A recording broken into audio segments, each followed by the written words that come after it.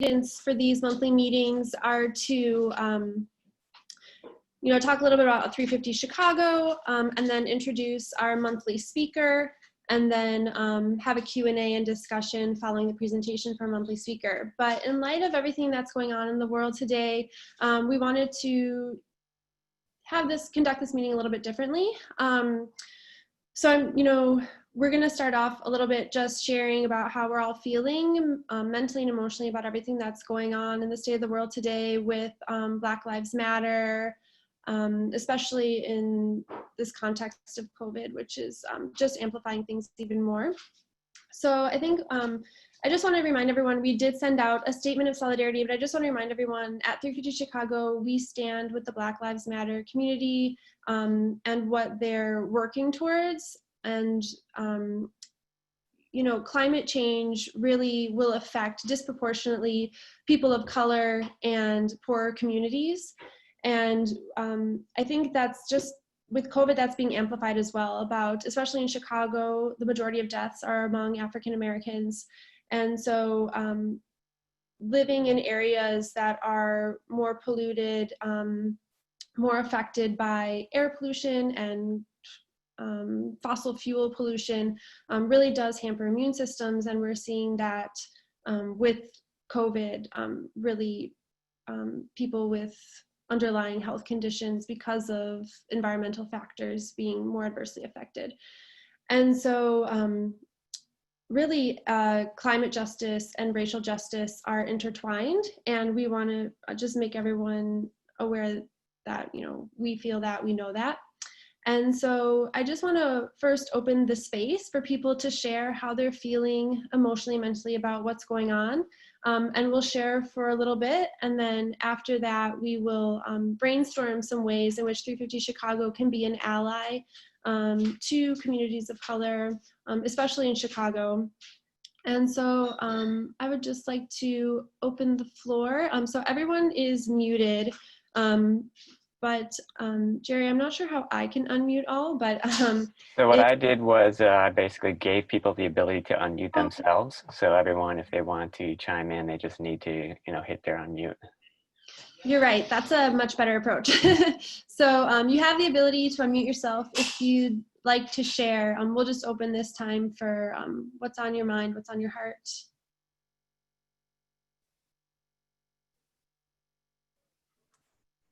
I know that being the first person kind of asked that question is oftentimes difficult, and people don't necessarily want to kick off the conversation. That's kind of been the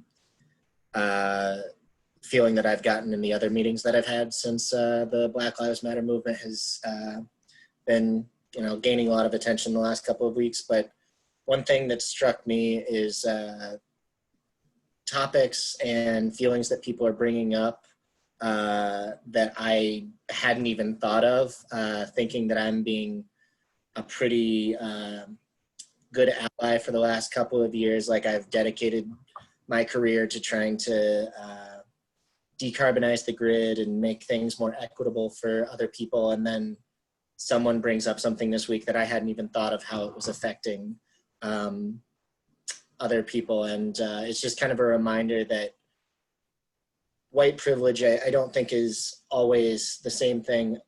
The way I'm viewing my white privilege right now is that I don't have to think about certain things because it's just not present in my daily life. It's not even about violence or I guess the ability to do things. It's the ability to not have to be reminded of things constantly. And that's kind of something I was reminded of myself this week. So it's just kind of omnipresent, and I think we can all do better. I think to take a moment right now in this week and just kind of realize that we need to listen, and we need to be able to think about it in other ways that aren't just like, what is this protest doing to private property? All of that. It's much bigger than that. Yeah, I agree, Kyle. I appreciate you saying that, because I've just seen a lot on Facebook and having to realize actually what some of my family members are saying, which is heartbreaking, and just, the focus on the private property and the looting over the killing of innocent unarmed Black people. And so I think it's just, well stated, Kyle, that, we have to make sure that we keep our focus on what's really going on instead of being distracted by other things.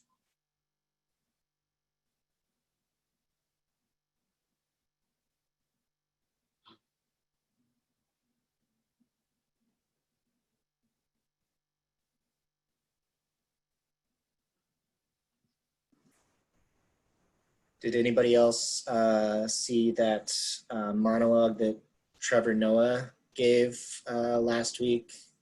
I think that's something that was very powerful, that broached a lot of those topics of the social contract and how we're thinking about who's breaking that, I guess, and the genesis of this this moment that we're in. If anybody else has any thoughts on that or something else. This is Adria, at risk of talking way too much during this meeting. I did see that, and it was really illuminating to me because I was really torn about how to feel about looting and property destruction. And I've been learning a lot from social media, including from Trevor Noah, about how it's kind of, again, just a symbol of my privilege that the social contract has never failed me. It has always protected me. And so I see no reason, like, to me, that looks like a bridge too far. But to people who constantly have to guard themselves against society, that, I mean, they're coming from a very different perspective that they can't choose to step out of. And, I found it pretty eye-opening to listen to him talk about that. Yeah, I agree. I watched it too and felt the same way. And it reminded me of Ta-Nehisi Coates' book, Between the World and Me. I don't know if anyone's read that, but it's all about like the Black body in America and how it's, dehumanized and used. And yeah, that was really illuminating too. So I recommend that book.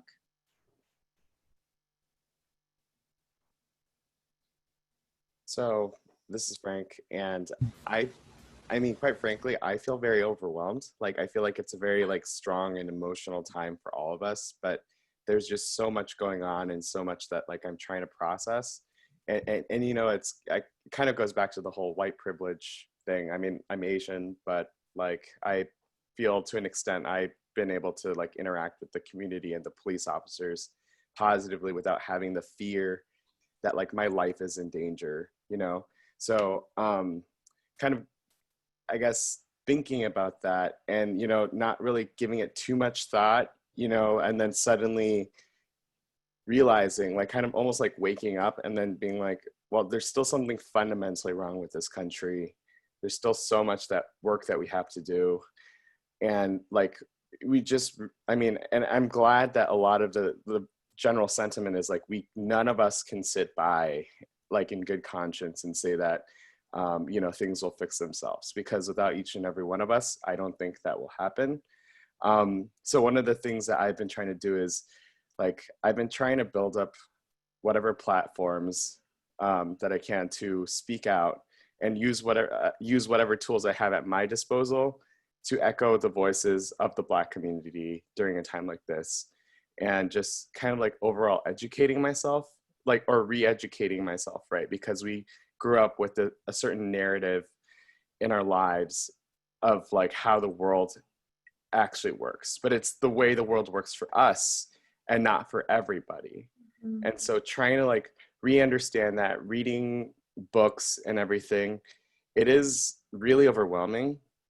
But one of the things I will say is also be sure to take the time to take care of yourself too, right? Because none of us are going to accomplish anything being overwhelmed and exhausted and inundated with information, right? We need time to recharge, take care of our bodies, and then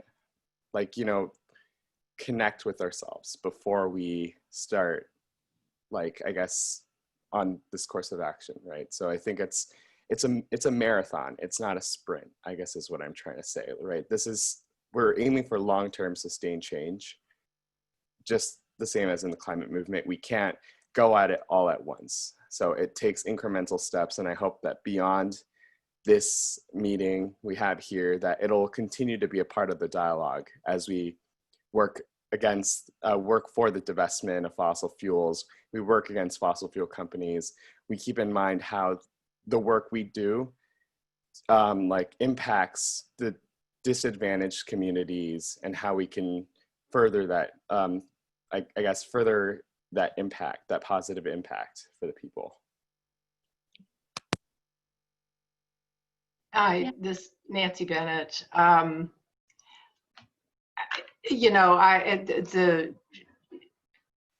There's no short-term fix for this. It's wonderful to see everybody out marching. Hopefully it doesn't just end with, okay, all these corporations say these nice things about, yeah, this is, we like black, and one of my biggest concerns is, obviously the thing that's, in addition to all the history, that it's coming more to the fore now is just because it's more visible with, video and all that. But because white supremacists are not continuing to be necessarily economically above the black people, there, it's the inequality, the monetary inequality. And they're allowed to carry their guns, up to the Capitol, but black people, heaven forbid, should have a baseball bat. And I was thinking, as the protesters passed my house 2 days, I'm on Irving Park, and, passed for 20, 30 minutes. And I was out on the sidewalk, and I was trying to kind of engage some of them about, wouldn't it be great if we could get this momentum about the upcoming election and have marching? Obviously, there's not enthusiasm for Biden, and especially amongst people I spoke with in the, they're all still, for the most part, Bernie Sanders people. It's like, that's not going to happen though. He's not the candidate we have. I mean, I just was trying to figure how to kind of channel some of the momentum into the election. It's like, hey, this is at least one of the first things we have to do is get Democrats in. Whoever that Democrat candidate is that's there, that, the lower elections and Biden, we got to get behind him and push for enthusiasm for that, and continue until November. And I'm not sure quite how to do that. I mean, the way I think about it, I think that's a really great point, Nancy. The way I think about it is a lot of us have, we place so much emphasis on the presidential, race, but honestly, if you've seen how, irrelevant the presidency can, I mean, personally, my opinion is that the presidency has become somewhat irrelevant over the past. Yes, there's terrible legislation, a lot of news, and, a lot of drama and a lot of overall negativity, but in this COVID crisis as well, a lot of the leaders who are taking charge are local leaders, the ones who are at the state and the city level, right? The ones who are issuing the lockdowns and the orders for public safety. And I mean, if we're to ensure and build a racially balanced and just society, it doesn't really start with the president. It starts with us learning about our local leaders, learning about who's in the Senate, who's in the House of Representatives at the Illinois level, the court systems, who are the state's attorneys, the DAs, the prosecution rates, and then taking that to the national level, right? Because if you have already a a system at the grassroots or the base level that's already imbalanced, how can we expect someone at the top to try to reform that? No, and I agree, and I said on all levels. I mean, I am trying to watch the lower level races that are vitally important. But if you've got somebody at the top destroying the EPA and destroying all our national agreements, you know, that is destructive. That's not irrelevant. But yes, the local level, and thank goodness a lot of the local level people are coming back, cities and states, to kind of rectify some of the upper destruction. And I would also jump in on Nancy's point about, I guess, I see your point, Frank, about the president isn't like the one who's crafting the stimulus bill or whatever, but it is the tone setter, I guess, for our country. And also, we don't really want any more conservative judges on the Supreme Court. We don't want appellate and district courts that are packed with lifetime appointees that are going to continue the system that we have right now, which is systemically broken. So I think even if people don't have as much enthusiasm for Biden, and it may not be like with as much enthusiasm they would with Bernie, but like think about what that vote entails. It's not just that our reputation with other countries is going down every time Trump tweets. It's that this is going to be a person that's putting someone on courts who fundamentally disagrees with what we're trying to do, not just in energy, but in changing, I guess, racial dynamics in this country. So that's something that we need to drive home the point better. Yeah, I guess I'll rectify that statement and just say, like, I don't think it's that the presidency is completely irrelevant, but I don't think it's as important as all the emphasis that we place, because I think a lot of people have the feeling that like everything that matters is voting in someone who's not Trump. And I don't think that's true. I think that like the change, like we all agree, comes from all the different levels of state and local government and federal government as well. Hi, this is Hannah. So I totally agree with Nancy's point that the election is super important. I guess my concern is not placing too much emphasis on the election, but thinking that it's sufficient. Because somebody pointed out, I think it was on Twitter, was so Minneapolis has a Democratic mayor. You know, there are a lot of Democrats in their local government and state government. And, you know, that's true of New York City too, and of Chicago. And yet you're still having police brutality and all this. And so it's, I guess, I do think definitely that it's important to get Trump out of office. And I'm strongly in favor of electing Democrats, but I guess I think it needs to go beyond that. There needs to be some way of holding Democrats to account, and you know, it can't just be the electoral process. There has to be more in addition to that.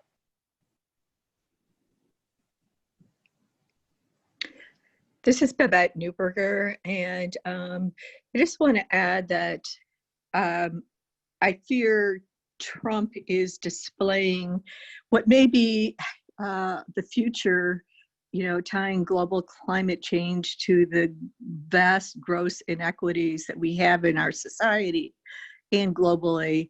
That movement toward, you know, tribalism and protecting ourselves against the other. He's setting that kind of a tone that will only get worse if we don't stop it, as resources grow much scarcer, both in the United States and globally. Yeah, that's a good point. I think when you tie in the projections and predictions of climate change into this present atmosphere we're in, I get really scared. Like, I think it's just gonna exacerbate and get worse. And so, yeah, I agree with you, Babette, that we need to stop that now and create a better way of working as a society to be helpful and inclusive.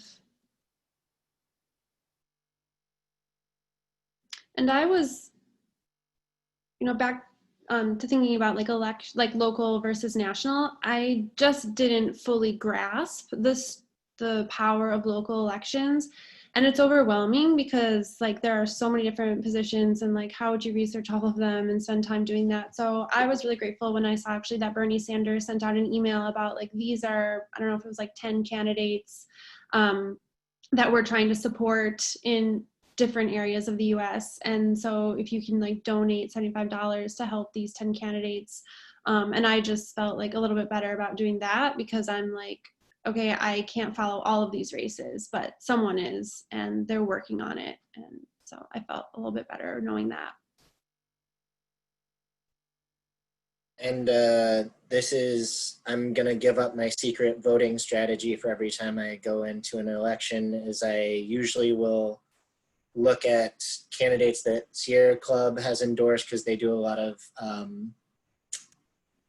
interviews with candidates even at the local level, and they can generate, I think, a ballot based on your zip code, and it'll have like, okay, who did they talk to for clerk and for attorney general or governor, and you can look at those, but then that also doesn't really address a lot of the judge appointees. So I looked at, I think it was the American Bar Association. There's things you can Google and just see who like qualified lawyers and like their organizations that they've talked to, who they rate as sufficiently qualified for specific roles. And if you see like somebody didn't even complete the interview, it's kind of like, okay, well, they probably are a very disorganized person, or they didn't take it seriously enough.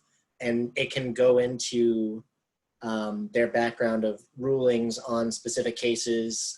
Were they labeled as compassionate, or were they kind of like a hardliner on the law? You can look at all of those things, and it's also gaining prominence now, the vote by mail option. That's what I've done the last like 6 elections, and you're able to actually research all of the people that you're going to vote for in the comfort of your own home, and not in a booth in a place where you're trying to get out of the way so more people can come in and vote. So that's kind of my preferences there. And then the tiebreaker at the end, if everything is even there, then I'll go for the least white, least male sounding name, because we've had our time, and I think it's time to at least give a chance or other voices to be heard, and just kind of like try to get a more diverse governing body that looks a little bit more like the populace that it's representing. And I'll just add, there's a site, I think it's still there around election time, vote for judges, and it has all the different, the American Bar Association, the Illinois Bar Association, the gay and lesbian, and the Jewish, and anyway, so you can see kind of a chart of how they all analyze. And you probably are aware in Chicago, if you have an Irish name, you're more likely to get voted in, and people actually change their names so they have an Irish name. So if you want to avoid that, you certainly can do. Yeah, Sheldon Harris, Shelley, he definitely did that on purpose to do exactly that. To our organization, 350 Chicago, I'm Christiane, and one thing that I've been wondering, we've been trying to work with organizations across the city. We went to El Vejo and McKinley Neighbors and various, contacted various organizations. I'm still struck by how predominantly white this group is. And I wonder why and how that can be changed, and if that is really something we should work towards. I'd like to know what people think about that. Yeah, thanks, Christiane, for that's like perfect question, right on cue. So I just want to quickly interject that I feel like we have moved on from like sharing how we're feeling in the moment to potentially how at 350 and individually we can help. So I thought I would just share my screen, and we can brainstorm ways in which we can answer the question that Christiane just posed, and anything else we want to share. So let's do that for maybe the next like 20 minutes. And then we'll summarize and think of some next steps, and then we'll move on to Adria's presentation on the BEAM project. So I just am sharing my screen so that you can all see the notes that I'm taking and see if we want to add anything. But okay, so on to Christiane's question. So it's the question, how do we kind of increase the kind of, I guess, diversity within our group and how, like, kind of recruit more widely? Does that make Yes, sense? I think it is that, and it's also how do we connect better with other groups on the south and west side, which we have been trying to some extent, but yeah, I mean, we have limited time and forces, and it's always a choice what you do. So yeah, I'm interested in that too. Yeah, and I just want to add, maybe to get the ball rolling there, one thing that I think we've done successfully in the past to try to answer this question is to actually use one of our monthly meetings to visit another community and find out how we can help them specifically. So instead of like inviting them to come to us and present to us about what they do, it's that we go into their community and tour it. So we've done that with McKinley Park, so the Neighbors for Environmental Justice. They hosted us, talked about the fight that they're currently having against an asphalt plant that was, I would go so far as to say, illegally put up, and how it's affecting their community and what they're trying to do next. And also, we went to Little Village, where El Vejo, the Little Village Environmental Justice Organization, gave us what they call a toxic tour. So it's something that they already offer. It wasn't like something they specifically had to put together for us. And also it was like $25 or something like that to attend. So also it was a fundraiser for them. And we learned about their community and how we can help them. So I think I'm gonna put that down first of all, is I think that's something we should continue to do is, and I'd love to do that with Blacks and Green and Woodlawn, because they're doing some amazing work down there. So I'd love actually to see the work they're doing, see how it's affecting their community, how we could help.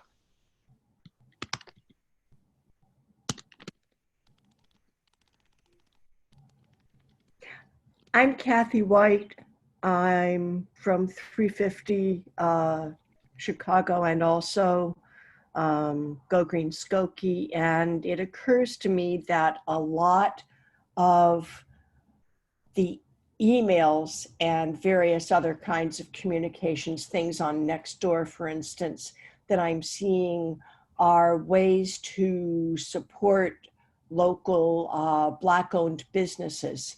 And I wonder if there might be some possibility of connecting with those businesses and seeing if there are ones that are at all environmentally connected or focused, or even not, and going to them and asking how we can be supporting them, not just to help their business, but how we can be connected with them on an environmental level.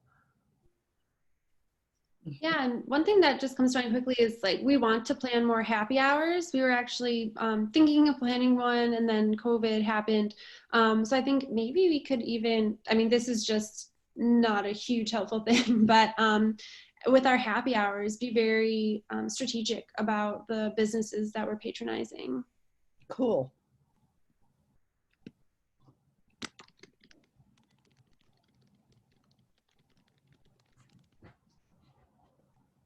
I can share some of those lists that I'm being exposed to. Yep. I think one thing that has come up recently was the civilian accountability. I can't remember the exact name of the organization. Is going on. Can somebody else help me out on that? I think.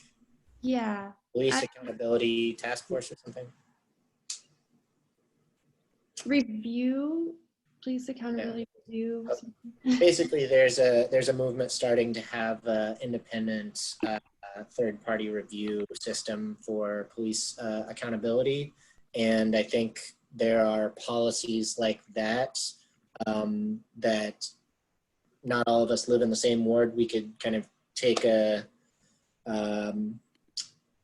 or make a commitment, I guess, to either call your local alderperson or go visit them in person if they have open office hours, and try to talk to them about a policy that you feel strongly that we should do to help, I guess, end the systemic injustices.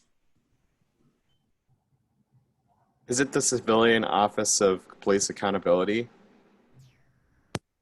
That's what I was thinking of. Is that one that already exists though, or are they calling for something new? Yeah, they're calling for CPAC, Civilian Police Accountability Council, and I think they have 19. I'm looking now. They have 19 alder people who support it, and they need 26. Yeah, and there's holdouts, I think, in like Lincoln Park, Lakeview. I can't remember all the neighborhoods right now, but I think that we have a lot of members of 350 Chicago in the holdout neighborhoods that we could kind of promote that and ask for people to individually support and speak to their elected officials. Yep, I'll add that to the list. But yeah, I actually did that yesterday. So I can copy and paste this. It might make it easy. I just followed this and it was super easy. It just gives you all the contact information as well. If you live in the 33rd ward, Rosana Rodriguez sent a survey of what residents would like to see as far as the police goes. And it talks about that organization and a lot of possibilities that people can express.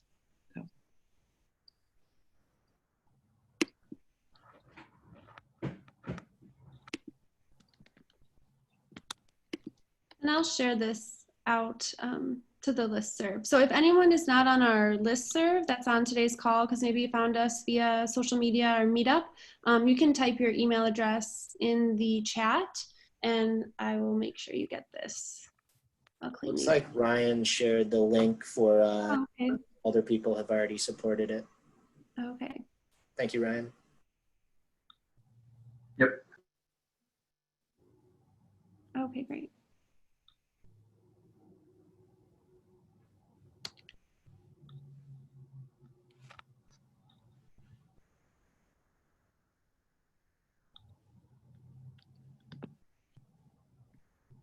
As far as increasing our own diversity, I come back to the question. Mm-hmm. I mean, the diversity of our group. I think that's really funny. I mean, not funny in the conventional way, but at my work, I'm part of this like similar sort of committee, and as we were having this conversation, we realized we had the exact same blind spot of we really have very few people of color who sit in on our committee, and then we're thinking of what are ways that we can interact and bring in more diversity into our group. So I think a lot of organizations are asking the same questions, and I think that's awesome that you raised that.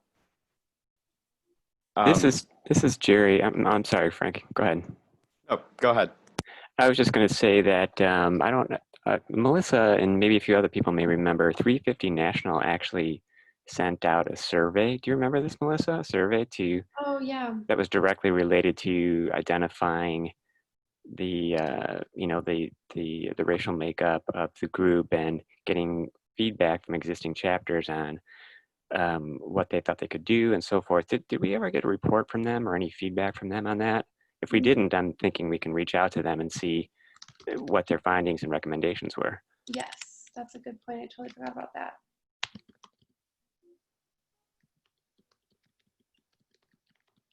And then, I mean, I think Narul has posted about the Chicago Sustainability Leaders Network, the CSLN. And I think it's like, and I've heard about this group before, but I couldn't remember the name. But I think in terms of finding intersectional groups, like the Black and Green network or whatever groups that have like are an intersection of racial diversity and the environmental group. I think, I mean, meeting with more of these individuals, and I mean, to an extent, inviting them to join our group and partake. And I mean, even if we're asking them to have a voice of diversity, like, I think that would be something to potentially consider.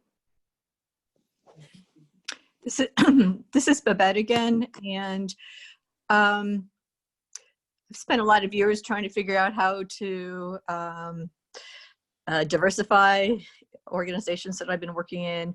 And I think I've come to the point where I believe that it's really, really, really important for us to be good allies and to understand what that means. And it doesn't necessarily mean that we have more, to me, it doesn't mean that we have more people of color who join these kinds of discussions. But what's really important, I think, is to make sure that we're relevant to and listening to and advocating for the issues of communities of color that we can help support, if that makes any sense to anybody. Yeah, I was thinking along the same lines. I do want our group to be more diverse. I think that's important. But to me, what almost feels like a little bit more important is like there are groups like in Little Village and Blacks and Greens that are doing the environmental work in their community that needs it. And so I feel like it might, it's a good use of our time to like help them versus getting certain people to join our group and like push along our agenda. So yeah, I kind of feel like Babette as well. Also, people tend to come where they feel welcome, and part of feeling welcome is seeing other faces that look like yours. That's true. It's always been a big thing in the churches that I go to. We need to have people up front that make it clear that anybody like them out in the congregation is welcome and important. Mm-hmm.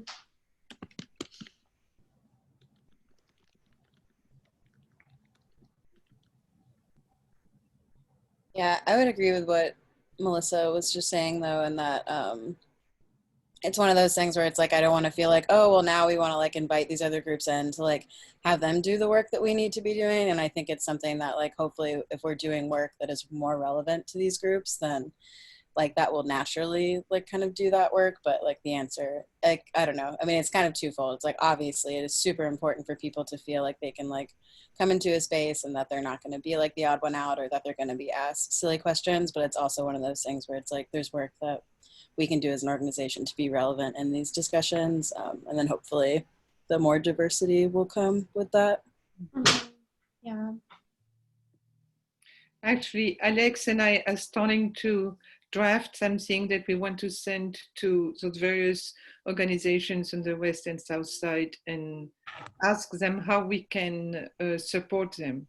So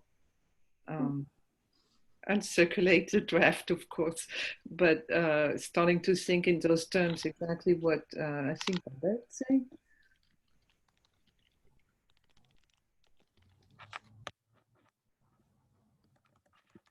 I'm sure I have your name wrong. Nancy.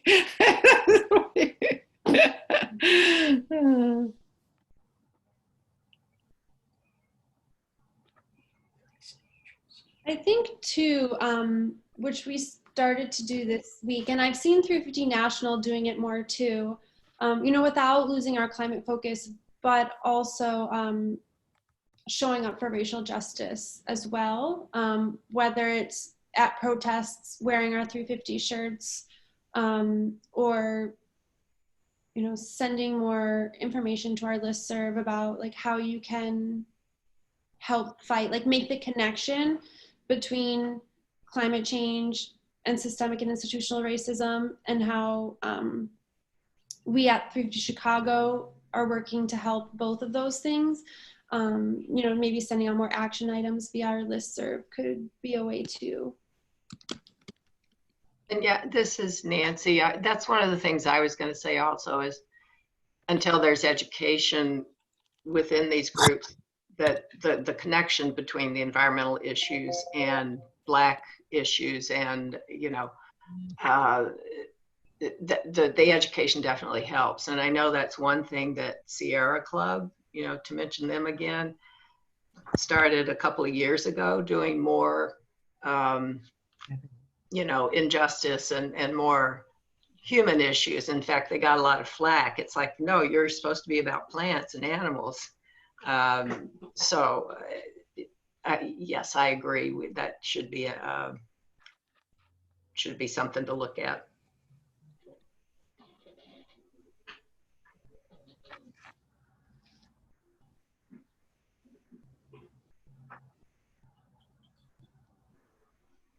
Not to put anybody else on the spot, but do we have any ideas from people that we haven't heard yet in the meeting? Yeah, can you hear me? This is Joe. Yes. Hi, I'm actually calling from Wisconsin, but Oh, great. I was associated with 350 Milwaukee, but I moved here a couple years ago from Illinois. So I was with the Sierra Club in Illinois. Now I live with the Sierra Club in Wisconsin, but we're also working together with 350 Milwaukee. So that's how I got into the call. And we have a group here that is outside of the Sierra Club. It's called the Clean Power Coalition. And we're trying to fight the local energy company who is burning coal for electricity. And it's called We Energy. And so we're trying to shut them down. I know Illinois has successfully shut down some coal-fired power plants. But the point that I'm trying to raise here is that we have supporting members on our team that are interracial, interreligious, all this kind of stuff. I could just rattle off some interesting ones. BLOC, which is Black Leaders Organizing Committee. We have the Wisconsin Green Muslims. We have the NAACP Wisconsin Environmental Justice Committee. We have Interfaith Earth Network. On the political side, we have Our Wisconsin Revolution, which is the outgrowth of Bernie campaigns and all that kind of thing. So they're actually going after the lower level political people from mayors on up. So we're doing a lot of stuff here. And I was really encouraged to hear that 350 Chicago is really good work. So keep up the good work. Thank you, Joe. I really appreciate you sharing that. And likewise, it sounds like you guys are doing amazing work. Yeah, so thank you for sharing and thank you for doing that work. Yeah. Yeah, I think as you were talking, it was interesting. I feel like we could even just like do some research and see what groups exist that we're not even aware of. Like I didn't even know that NAACP had like an environmental arm. So that's really interesting. Yeah, they're based out of Milwaukee, the Milwaukee chapter. And they're the coal-fired power plant that we're talking about borders Milwaukee County, so they're affected by the pollution and coal dust and other air pollution. So, and I want to add another group, Mom Clean Air Force. Oh, yeah. National campaign. They have one in Wisconsin. They have one in Illinois also. Yes, we were friendly with Kelly Nichols. I think she might have stepped away from that though. I'll have to double check. But yeah. Well, she's a very good friend of mine. So. Oh, great. Yeah. Is she still doing that work? I don't know. Okay, yeah. I thought she stepped aside, but then I think she got back in. Okay, I great. don't know. Yeah. Thanks for sharing. Okay, we're at about 10:50 and we want to get to Audrey at 11. So I just, like I said, I'll share out our brainstorm, but in terms of next steps, does anyone feel specifically called to potentially lead any of these actions in research or creating an educational content on the connection between climate change and racial justice? I think one thing that we can do is send out some RJ actions to our listserv. I think we'd have to get the group consensus on that. But I'll take that as a follow-up, is sending out, like compiling some actions that people can take. I know in our solidarity message, we had some organizations, we did some of that, like organizations you can donate to, or places you can look to for more information. But for specific Chicago actions, I can take that on.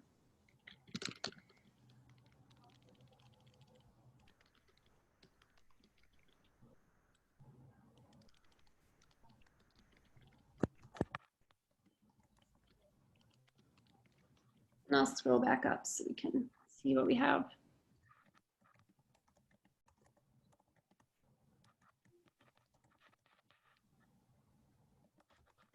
And not to put you on the spot, is Rachel still on?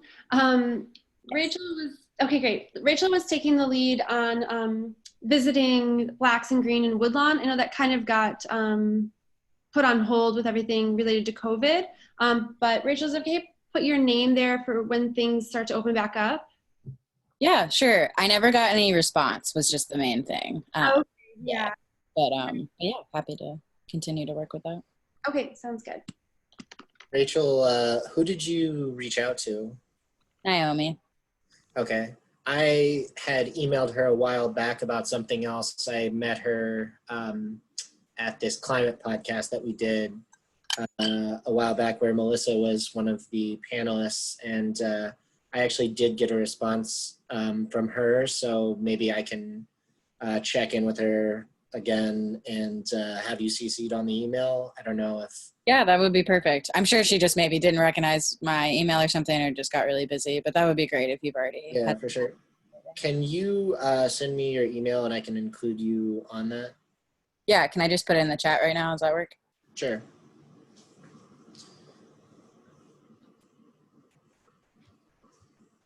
Then I think one thing that is something that we could all do is committing to looking at those actions that we can take and support with our local alder people, and to just commit to doing that between now and the next time that we have a meeting.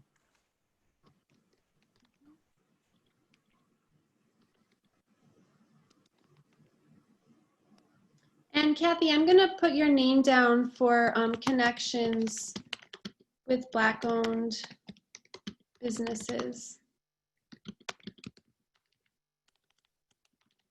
Yep. Thank you.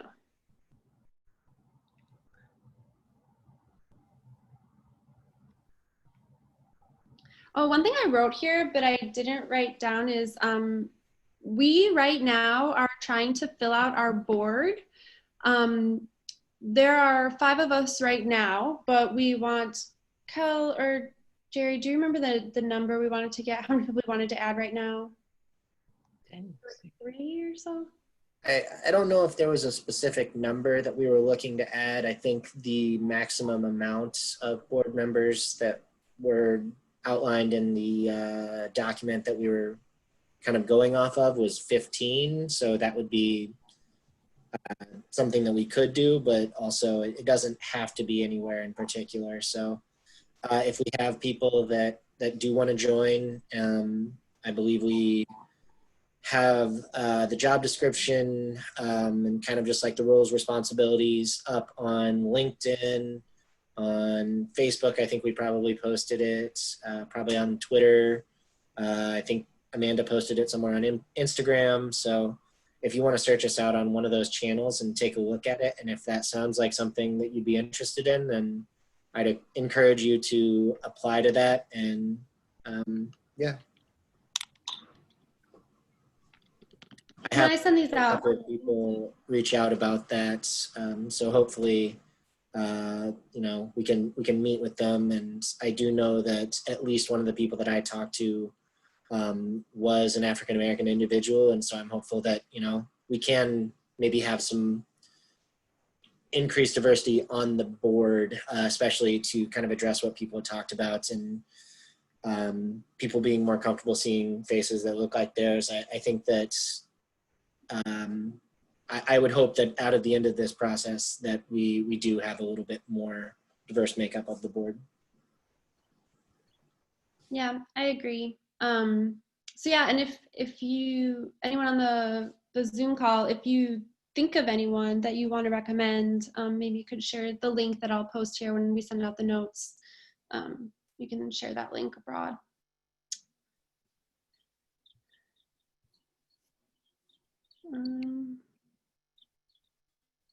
Oh, and then Christiane and Alex, I'll put your names for reaching out to South and West Side communities. Yeah, we just started working on this, and as soon as we get some kind of a draft, we'll circulate it. Okay, great.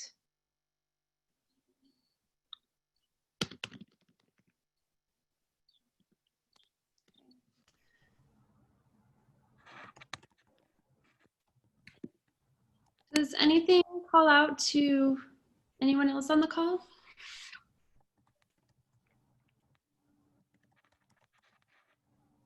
You know, Melissa, I think it's hard to see on shared screens, and I think, okay, you know, it's not that big. So I think there'll be more reaction once you send it.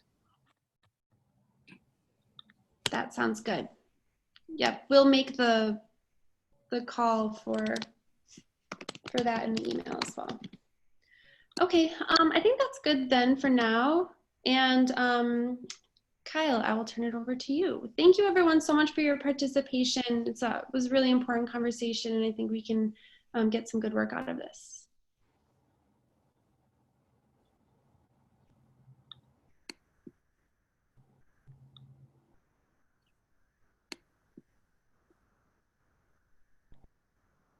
Hey, oh, Kyle, you're on mute. Yeah.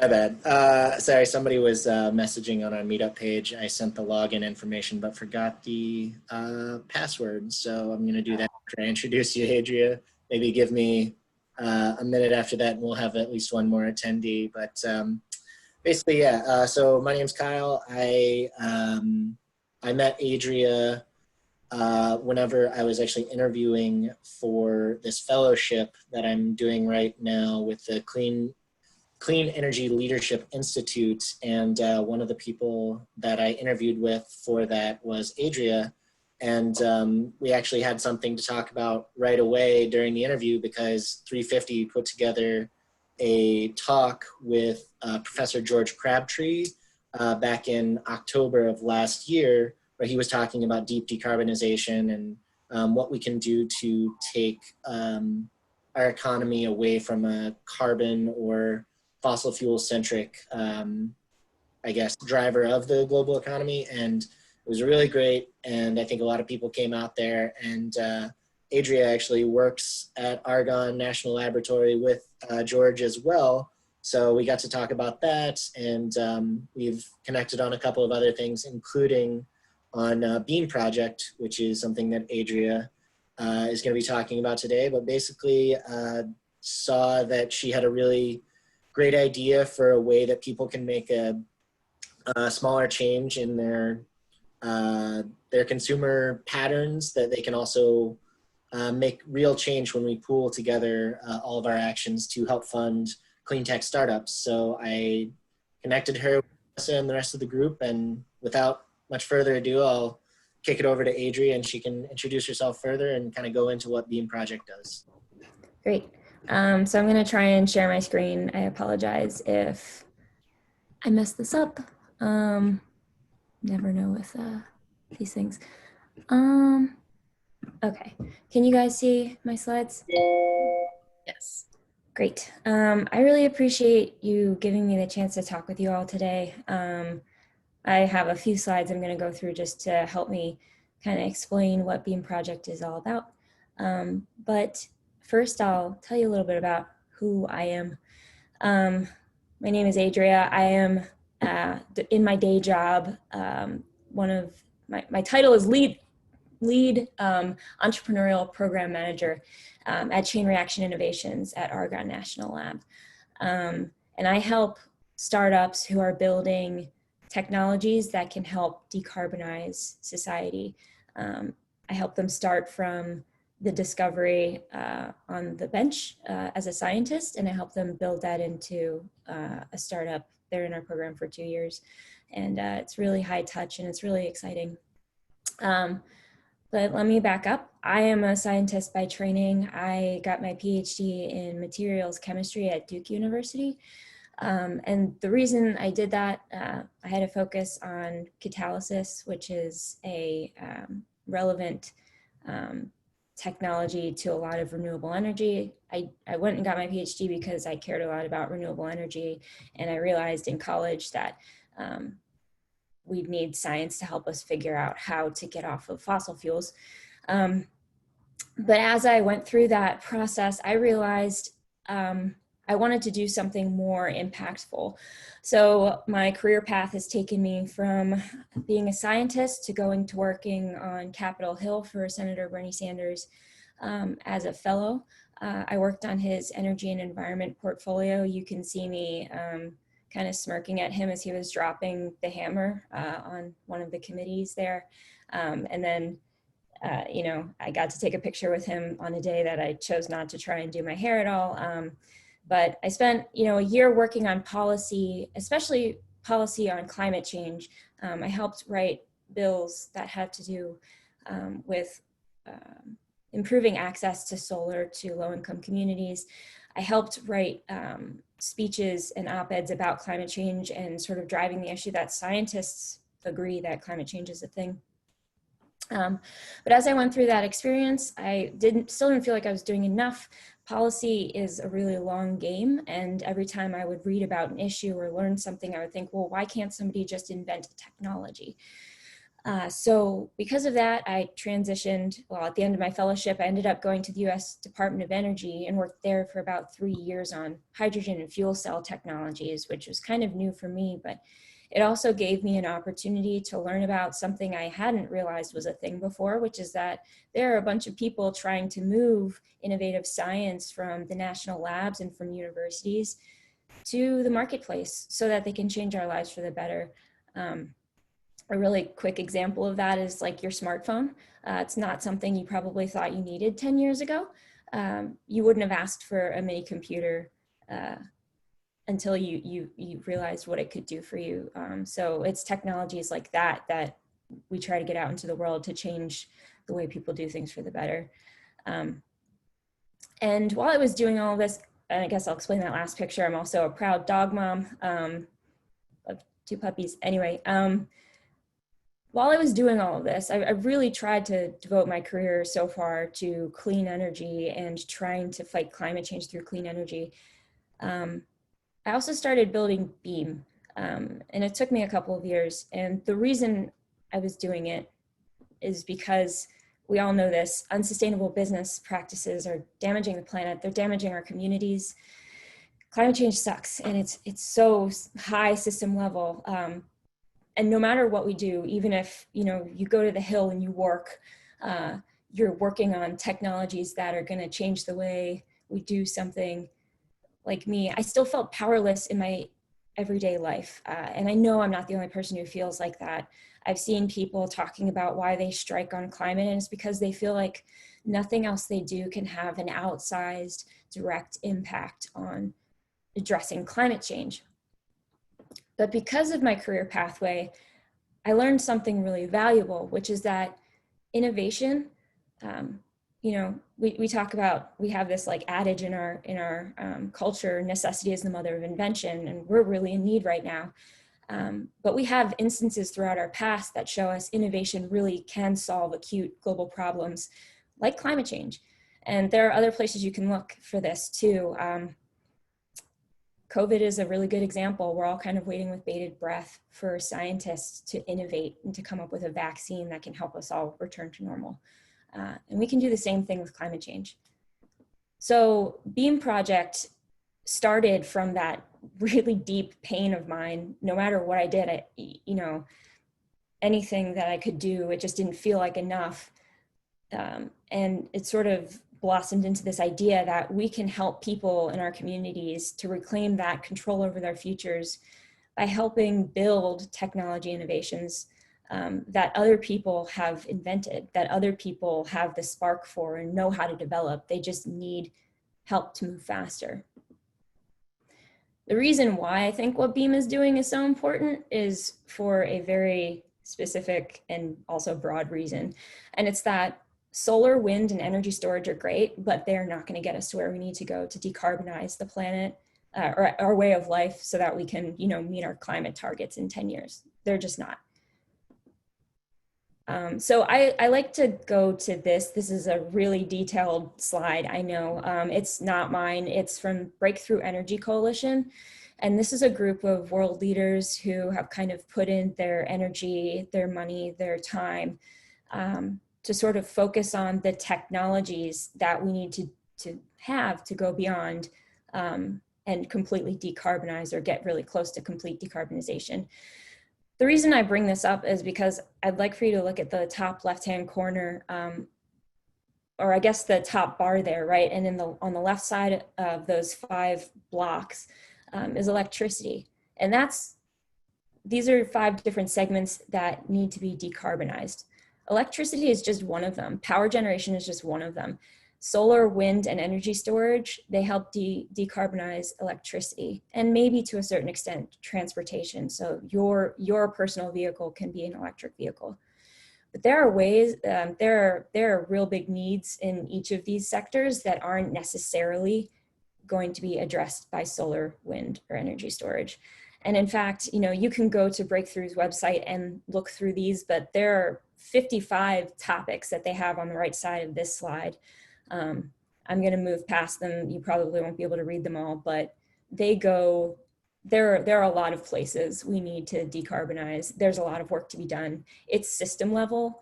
Individual action's never going to get us there. What I mean by that is like you choosing to not drive or eat meat will not get us to the place where we can decarbonize these sectors.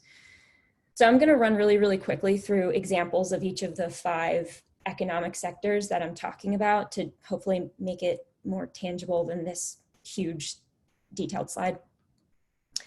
So transportation, airplanes, air travel, we've talked about that. It's been in the national global discourse over the fall and before that even. Heavy duty transportation like airplanes and trucks, we can't use batteries the same way we use them in electric vehicles yet because of the power that they need to move forward. So that means we need to find new ways to fuel them, either with higher energy density batteries or with zero carbon fuels like biofuels, or with hydrogen, for example. Buildings are another area. We make them with materials like cement or concrete that are huge emitters of carbon dioxide. A lot of our buildings in this country are old, which means they have a lot of holes and they waste a lot of energy.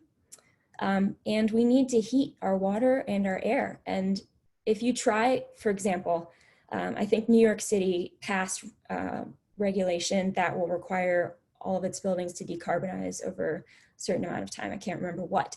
But if you tried to use electricity to do that right now, you would crash their grid. So we need to find better ways to heat and cool our water and air in buildings. I'm sure you've talked about this before as a group. Agriculture is a real big opportunity to actually extract carbon from the air. And this gets to the way we eat and make our food. We waste a lot of food. There's a lot of greenhouse gas emissions associated with, you know, eating meat. And those sorts of things. So that's a huge space too.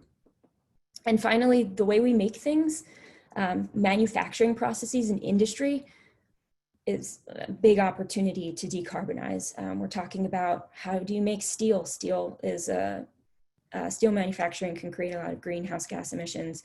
The materials we use oftentimes are, it's make, use, waste, right? We have a linear economy. We need to think about ways we can take things like plastic and reuse them.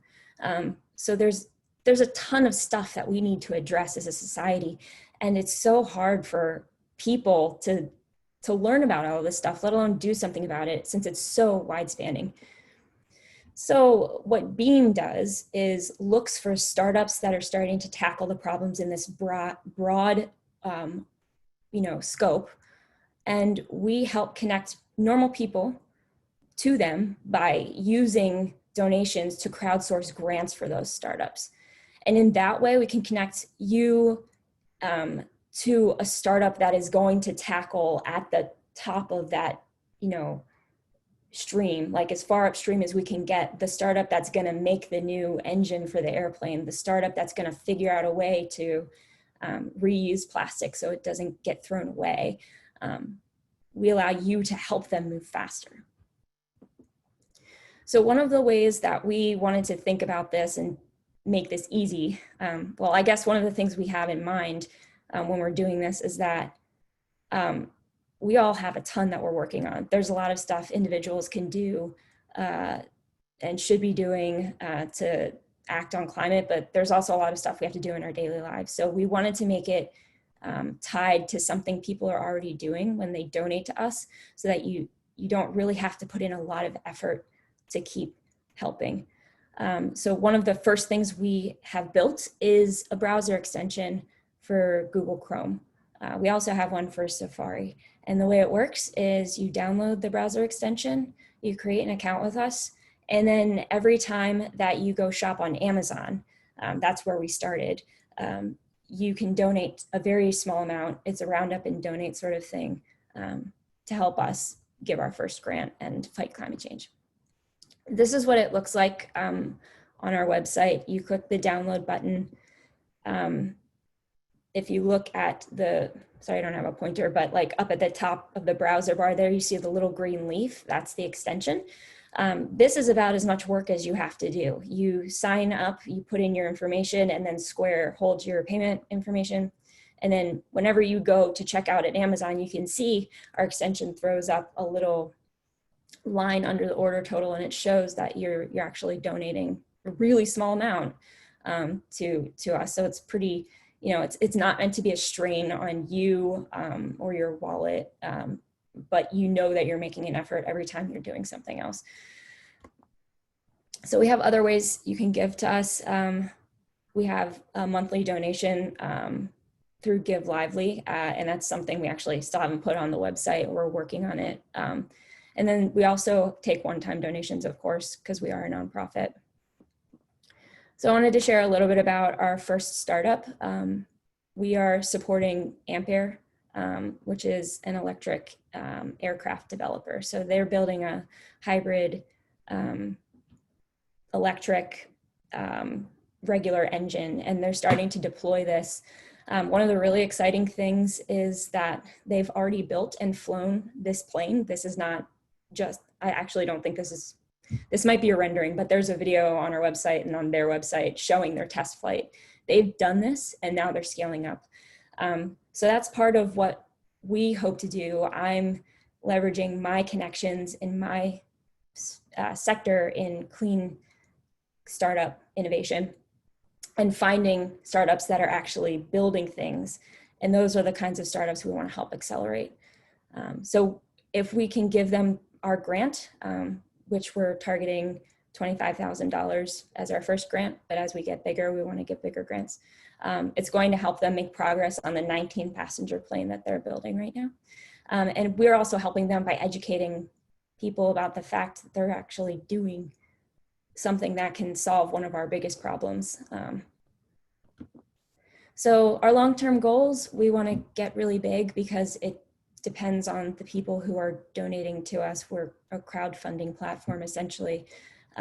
We want to build a community that not only is donating, but also talking about these myriad issues that we need to address before we can decarbonize. We want to help about 6 startups, so 1 every 2 months. I already mentioned $25,000, which sounds like a lot. We want to try and give $100,000 grants, which is on par with the kind of grants you would get from the federal government to do technology de-risking work. And we want to be able to tell stories about how our startups are building solutions and share them with you so that you can share them with others and say, I helped this happen. And we ultimately want to see greenhouse gas emissions reduced. So that is my stump speech. I'll get off my soapbox now. We mess around all over the place. That's our website. You're absolutely welcome to reach out to me by email, and then yeah, all our social platform stuff. So I'm happy to answer any questions about anything having to do with Beam Project or, you know, government grants or startups, whatever is of interest.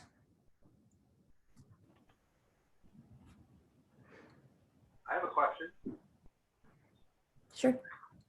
Oh, do you work with the Department of Energy focus on energy programs that trying to help buildings like weatherization and those kinds of projects, as well as I can LED bulbs,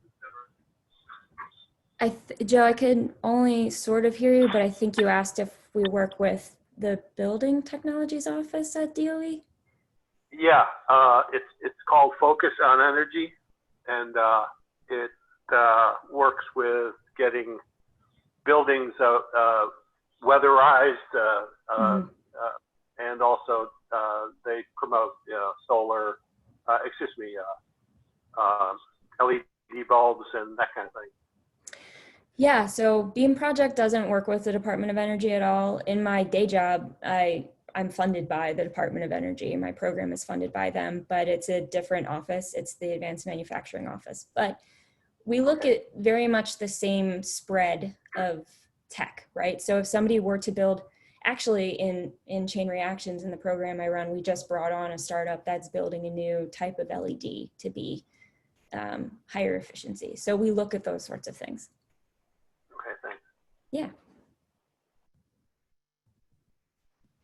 I have a question. How do you solicit people, or how do you issue the grants? I mean, do you have a grant review body, or how does that work? Yeah, so for this first one, I essentially tapped into my network and asked them to introduce me to startups so I could sort of do 2 things. One was to talk to them and see if this is something that was useful for them. And the other was to learn more about what they're doing. I'm not the only person on the team, So this is our team right now. Actually, Ryan, who's on the call, is working with us. He's been really great. He helps write some of our blog content. But our team, essentially, after we talked to 3 startups, we asked them to submit application materials to us, and we assessed them for the, essentially, we were looking to make sure that they were a viable business, that they had built a prototype, even if it was just a first proof of concept. And we also took into account what we thought would be, or I guess the scale of the greenhouse gas emission reduction that we thought we would see with them. So that's how we picked Ampere. That's a process we would, so I will just say, to be clear, we haven't given Ampere a grant first. The way we're doing it is we select a grant recipient and then we crowdfund for them. So once we do that for the first time, we're gonna start ramping this up to hopefully give 3 grants a year, then 4, then 5, up to 6. And as we do that, we'll be sort of increasing the robustness of that call, making it more transparent, or essentially externally facing, just kind of an open call for startups, and also asking people to refer startups to us. And I also plan to sort of tap into different scientists that I know to help with to essentially create a review panel to help with review of startups. That's sort of forward looking.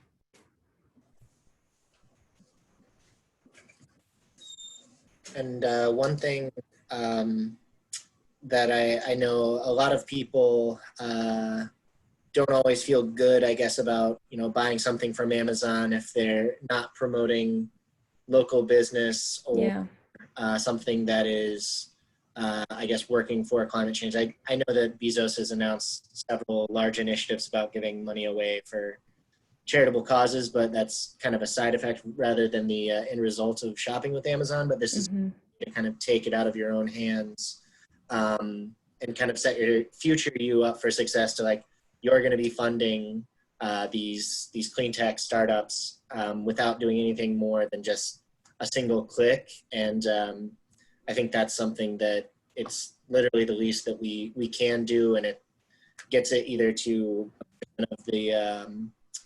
of the purchase that you have, or it rounds up the donation, all of the different options that Adria mentioned. But it's really just kind of taking all of the work out of it, and all we have to do is just kind of make the decision to do that. And it helps me if I'm gonna be, you know, shopping from Amazon and making that click. It kind of offsets it a little bit, I guess, in my mind.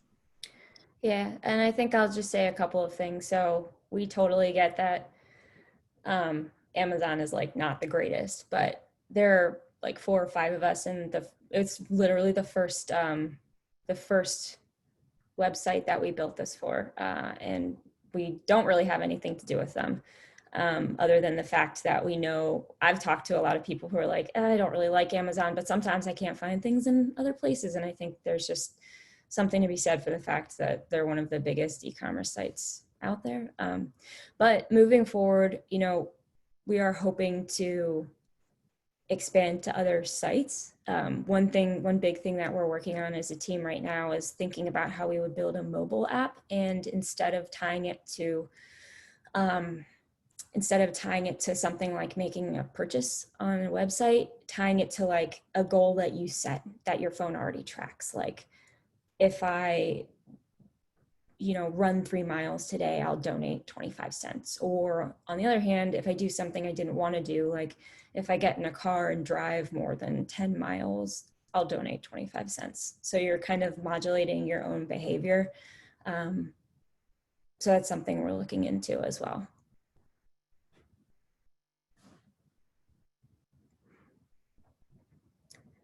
So I will say also that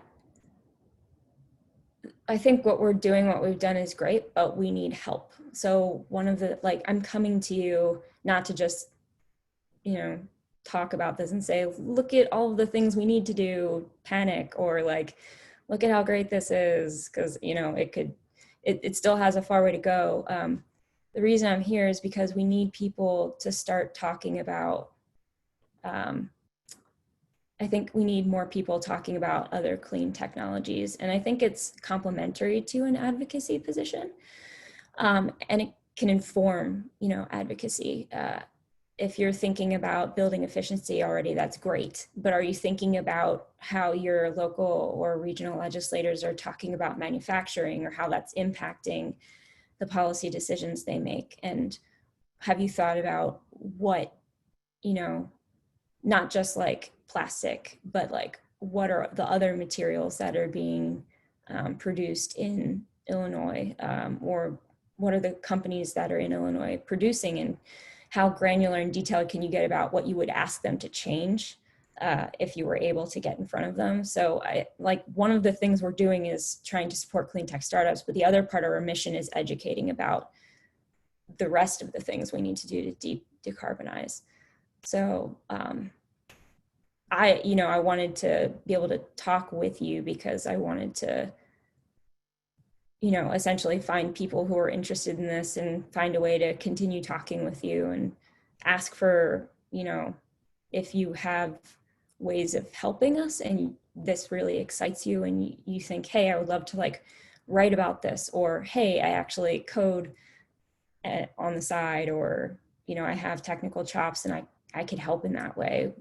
We're a grassroots organization. and we're looking for that sort of help.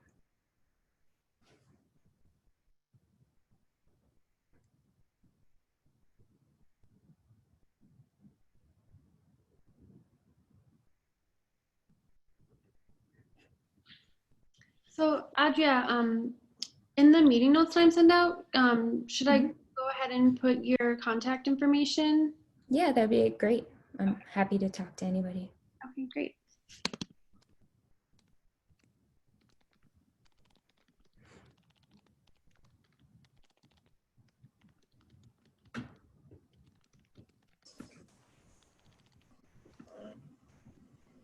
Do we have any other questions for Adria or anyone that would like to help get involved? Yeah, Adria, this is Joe again. I'd like to get involved. I put in the chat if you needed more volunteers, only in Illinois or all over the country or what? Actually, it's all over the country. So I'm the only person in Illinois. The rest, actually, that's not true. Ryan's here. Fun fact, we haven't actually ever met in person because of COVID, but the rest of the team is sort of dispersed across the country, and we're registered across the country to accept charitable donations, and our mission is, national, if not global in scope. So yeah, anywhere really. I've got lots of friends all over the place that are very interested in this kind of work. So. Awesome. I love making friends. So that'd be great. I'm happy to follow up. Okay, great. Awesome. Thanks. Great. Thank you so much for your presentation. Thank you guys for having me. Work. Yeah, thank you so much. Okay, so I guess, do we have any other questions about anything that we talked about so far? Otherwise, I'll just take a few minutes to share about 350 Chicago a little bit.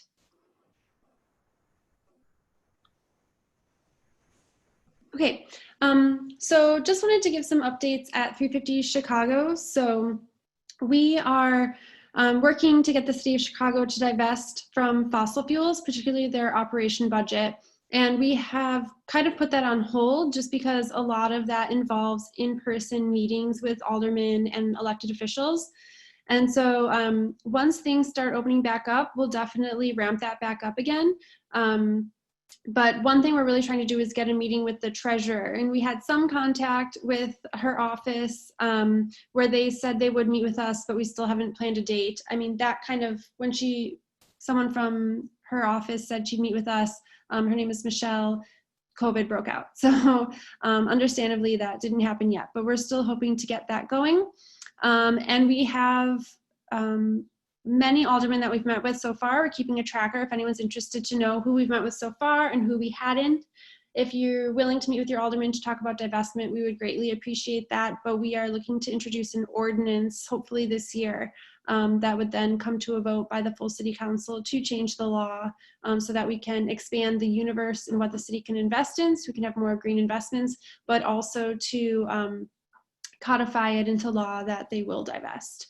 And then two other things we're working on related to renewable energy is we are part of the Illinois Clean Jobs Coalition, so trying to pass the Clean Energy Jobs Act.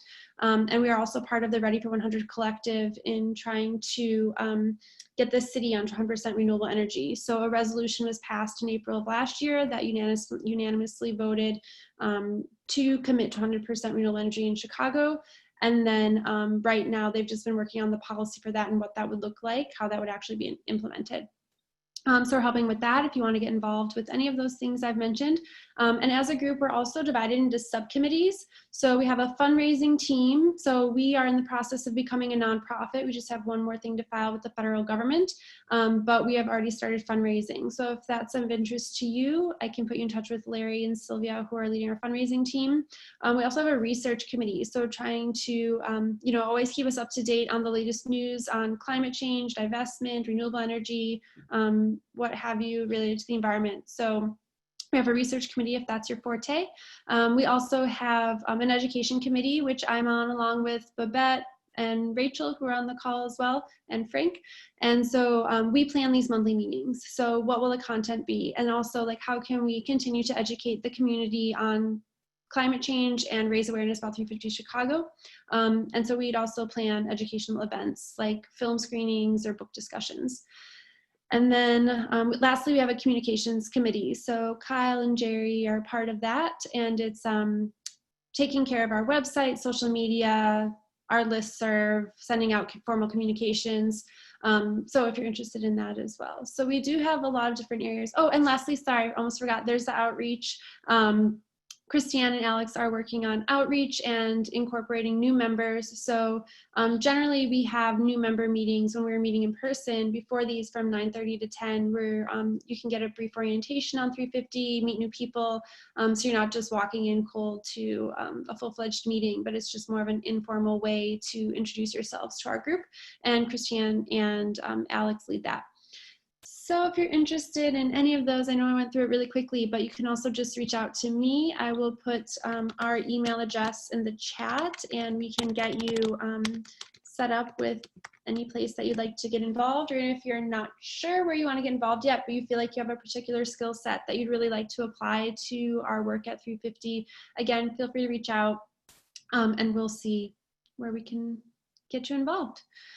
So thank you everyone for participating, and we're right at 11:30, but I can stick around for a couple minutes if anyone has any questions, but thank you so much for attending. We really appreciate it. And thank you, Audrey, again.